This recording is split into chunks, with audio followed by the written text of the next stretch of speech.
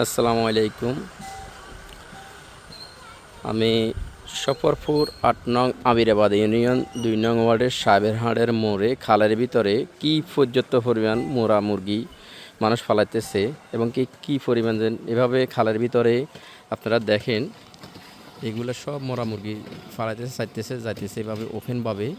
এই মুরগিগুলোর কারণে এলাকায় রোগ জীবাণু বাড়বে এবং কি এলাকাতে অন্যান্য যে খামারগুলো আছে ওই খামারগুলো এফেক্টেড হবে এবং কি এই খামারগুলো এফেক্টেড হবে এই মুরগির কারণে।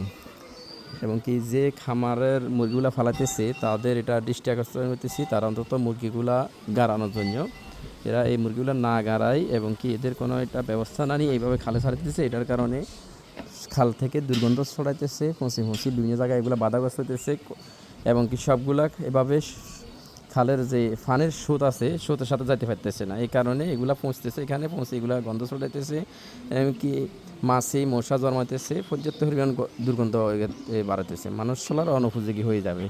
টোটালি মানুষ চলার অনুপযোগী। এটা হচ্ছে সাবেরহাটের মোড়ে এটোলোজেন্স। আজকে এখন ভিডিও করা দুপুর টাইম হলো যায় আজকে 25 তারিখ 12টা 50, প্রায় 1টা বাজে গেছে। এই টাইমে আমি এই ভিডিওটা করতেছি। এগুলো এভাবে আটকে রয়েছে।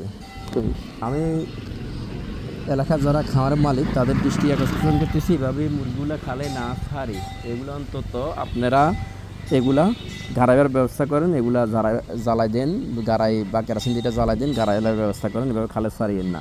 খালে ছাড়ি বিভিন্ন যাদের খামারগুলো সুস্থ আছে এই খামারগুলো সবগুলো ধ্বংস হবে, প্লাস এগুলো ক্ষতিগ্রস্ত হবেন। আপনি তো হচ্ছেন ওদেরকেও ক্ষতিগ্রস্ত করতেছেন। তো এই ক্ষতিগ্রস্ত না করি অন্তত মানুষকে সেবামূলক কাজ করেন, যে এগুলো খালে এভাবে ফালাইন না ফালাই এটা গাড়াইয়ের ব্যবস্থা করেন। আসসালামু আলাইকুম। আমি আমার ভিডিওটা এখানে শেষ করলাম।